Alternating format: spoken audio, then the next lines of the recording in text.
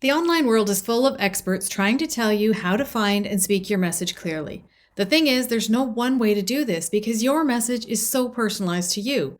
As far as human design goes, we can't just offer blanket statements that say things like, you're a generator, so you create content like this, or you're a projector, so you create content like this. Yes, there are things that you'll do by type, but your human design, like your message, is all about the nuances. In this episode of Unjaded, I'm taking you through 3 places to look within your own human design for your message so that you can easily create content that converts. If you don't have your human design chart yet, pause this episode right now and go to my website, vickydixon.com, and download it for free. That link is in the show notes for you, and I've also created a free download that goes with this episode so that you can see exactly what you're looking for as you start to decipher these 3 parts of your own chart as we go through the episode. Welcome to Unjaded. I'm your host, Vicky Dixon. This is a podcast with a human design spin on building the life, the relationships, and the business that you were made for. Let's dive in. Picture this. It's Monday morning and content creation is on the agenda for you. You get through the morning routine and head into your office. Sitting at your desk, you open the laptop and start a new Google Doc. There's nothing quite like a fresh Google Doc on a Monday morning, is there? You sit staring at the document, hoping that inspiration will hit you from somewhere, from anywhere really, but time stands still. You grab your phone and head on over to Instagram for something to inspire you, anything to get you started. An hour later, you close the app and head to the laundry room. Your favorite leggings are in the pile and you know you're going to need them for tomorrow anyway, so you might as well get some laundry done. And while you're up, you might as well boil the kettle for a cup of tea and put the dishes away. By the time you head back into your office, you're dreading looking at that blank document again. You're wondering, how do people do this? How do they know what to say? You just don't get how people can keep creating post after post after post when you can't even come up with one thing to say about something. I'd love to change all of this with you. I'd love for you to understand what you're here to speak, how you're here to speak it, and who you're here to speak it to. And we can find all of that by looking deeply into your human design blueprint. It's crazy, I know. But believe me when I tell you that content flows out of me. It's practically unstoppable, and it's become my very favorite thing to do in my business. In fact, I have to take pauses from time to time for my team to catch up with all the content that I've created. Rarely do I stare at a blank screen, and that's not because I'm special. It's not because I'm an amazing writer. It's not because I have more ideas than you do. It's because I believe that content creation is an inside job. I believe that when you have a deep sense of your purpose and what you're here to communicate through your business, it's easy to create content that draws your soul fit clients to you. The first thing that you absolutely need to know is your human design profile. This will be listed on your chart right near where it says your type and strategy. There are 6 profile lines. That's what we call the numbers in human design. And they make up 12 different combinations. Let me just clarify that. That's what we call the number after the little decimal point on all of the gates. So there's 6 of them. They go from 1 to 6. For the purposes of this episode, I'm going to introduce you to the 6 lines so that you can start to play with yours. I would say that's what she said, but this is a podcast and not my regular group of friends. Your profile is the role you play in the movie of your life. It will influence how you speak and what you're here to speak, and it will really influence your tone. It's all about how you come across in your content. So first lines are the researchers. They build foundations. They go down the rabbit hole and find out all of the information that needs to be known about that topic. So if you're a first line profile, then your content a lot of times is going to be informing people. It's going to be letting people know what you have found in your research. It's going to be letting people know that you have read such and such a book and this is what you took away from it. Because you're researching not just for the sake of researching, you're researching to bring it to your community. So that's the first line. Second lines are the naturals. Second lines are uniquely gifted at something, but they have a hard time nailing down what it is until someone calls them out for it. They also need time away to marinate in their gifts or their message before coming out to share. This is my profile line. I'm a second line profile, and it can be really hard to understand that you're good at something until someone recognizes you for it, until someone says, oh my gosh, that's such a gift, because you just think that everybody can do it. Hey, I just want to interrupt this episode really quickly and tell you about a course that's launching in November that you're going to want to know about. So if you're someone who is tired of staring at the blank screen, if you are not getting engagement on your posts, and if your content is not generating dollars in your business, because that's what we want it to be doing, then the Content by Design course is for you. So this is a content course designed to have you creating according to your own unique human design, which is really where the power is, right? You speak in your voice, from your strengths, what you're here to communicate, the message that you're here to speak to the people that you're meant to speak to. It is absolutely magical how we can find your message and fine tune your message within your human design. And that's what we're going to be doing in the Content by Design course. Now the cart will be open for 4 days only. It's open from Black Friday to Cyber Monday. You want to get on the wait list. I've linked it in the show notes for you so that you don't miss when that cart opens. We're looking at a killer course for creating content at a beta price that is guaranteed to have you writing content with ease and flow in your business. Jump on the wait list now. Now we'll get back into the episode. So you're going to talk about things that come naturally to you. You're going to talk about things that just kind of show up in your life and in your business, and you just happen to know. You're going to know a lot about a lot of things as a second line, and that's how you're going to speak. Third lines are super fun. They may not think so. Third lines run fast and break things. They're the experiential learners. They learn only by doing. So their content, or your content, if you're a third line profile, is going to be all about your experience. It's going to be all about bringing the lessons that you've learned through your experience. People want to hear how you run fast and break things. They want to hear about the things that go wrong and the lesson that you learn from them. Fourth lines are community driven. They build foundations, and for them, it's all about the people that they're with. So if you are a fourth line profile, it's important to speak about community, and it's important to speak to your community because you are building networks, whether you realize it or not. You're building networks as you go through life, and your opportunities will come from your community and your network. You are community driven, and your community wants you to stand in that role of a community leader. So you're always speaking in terms of community. Fifth lines are visionary leaders. They often have a really different way of looking at things. In traditional human design language, they're called the heretics. So oftentimes when I look at fifth line profiles who are living their human design, they're saying things that could rub people the wrong way. They have a really different spin on things than your average Joe would have. So I think for a fifth line profile, it's all about standing in your uniqueness. It's all about hitting people with something that they don't expect. You're a karmic mirror. So you kind of call us on our shit, pardon my language, but you kind of call us on it and show us a better way. And it may not be a way that people have ever thought about before. Sixth lines are the role models. So a sixth line profile goes through 3 distinct phases in life. One is from 0 to 30. That's when they behave like third line profiles or experiential learners.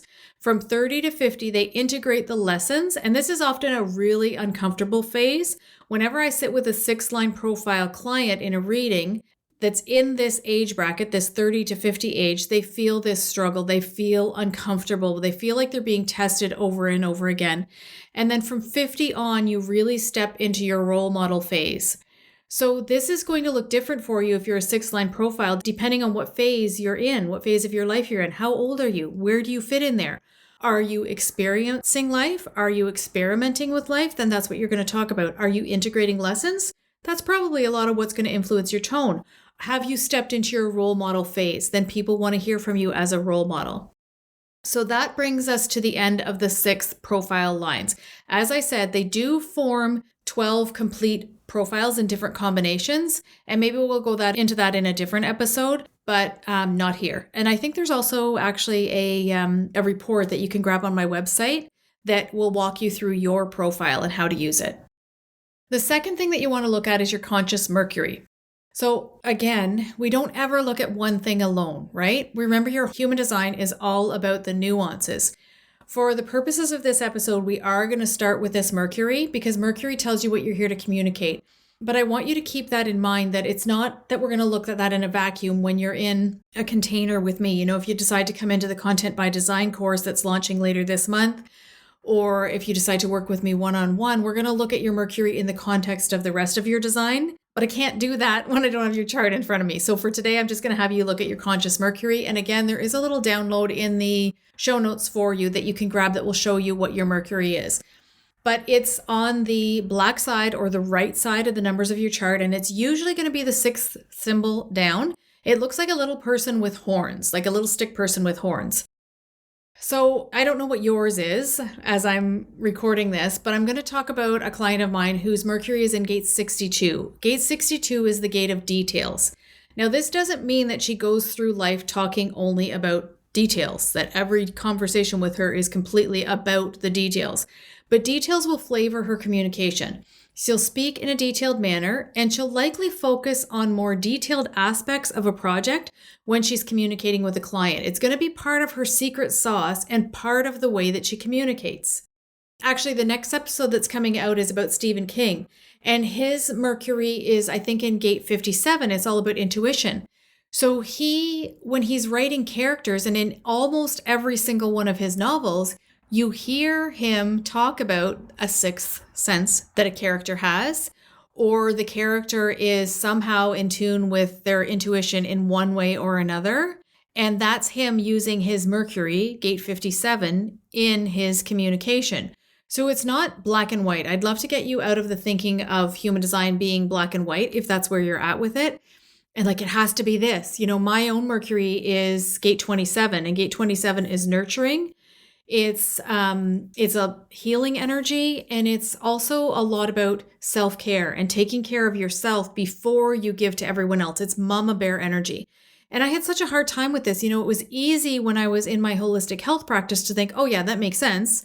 Nourishing and nurturing and healing energy, that totally makes sense. But then come on over into this world and I'm like, I don't quite get how that is. But it's just the way that I do the things that I do, the way that I communicate. And if you are in a coaching relationship with me, or if you're in even a human design reading with me, you will feel nurtured. My clients would all tell you that they feel nurtured. I'm going to hold them accountable to themselves. I'm going to kick their ass when they need to be kicked. But I'm also going to nurture them along the way and hold space, because I know that, I deeply understand that we are where we are because these are the things we've been conditioned to believe about ourselves. So there's a lot of compassion in my communication for clients that way. But it's not like a literal message of, oh God, how am I going to use this gate 27 to nurture or nourish the tribe? How am I going to talk about that all the time? It doesn't have to be black and white like that. It just flavors your communication. I hope that makes sense for you.